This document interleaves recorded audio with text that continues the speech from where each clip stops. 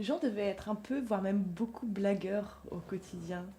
Oui, modérément blagueur, je crois, oui. Mais il faisait rire par sa maladresse parfois, sans le vouloir, hein, mais il était vraiment comique.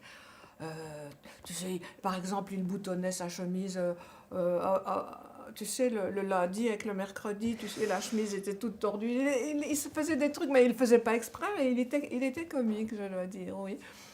Et je crois que sa forme d'humour, si tu veux, ça s'accordait bien aux enfants. On riait de choses simples.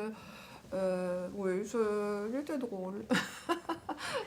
Est-ce qu'il faisait pas souvent des jeux de mots quand on voit les titres des gags, etc. On sent quand même la recherche dans le jeu de mots.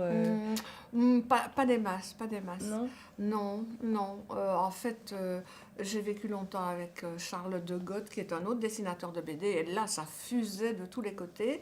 C'était très, très différent comme tournure d'esprit. Je crois que chaque dessinateur a vraiment une tournure d'esprit qui lui est propre. Et Jean, bon, il cherchait les titres amusants, mais dans la vie, il faisait pas énormément de calembours ni de jeux de mots que Charles de Goth faisait énormément.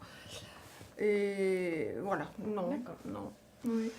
En fait, Jean, dans la vie, c'était quelqu'un d'assez angoissé. Du fait que tout ce qui était matériel lui tournait le dos, enfin, lui faisait des misères. Hein, tout ce qui était matériel, ça se tournait contre lui.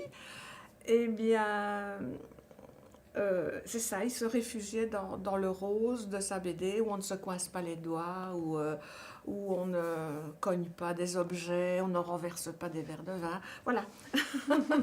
Mais vraiment, non, je sais pas vraiment comique de base.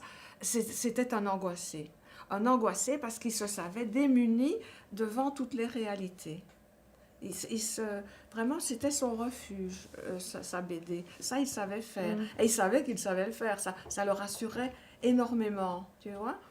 Et voilà, c'est assez bizarre que quelqu'un d'aussi angoissé fasse des choses aussi roses. Ben, ça doit aussi rose.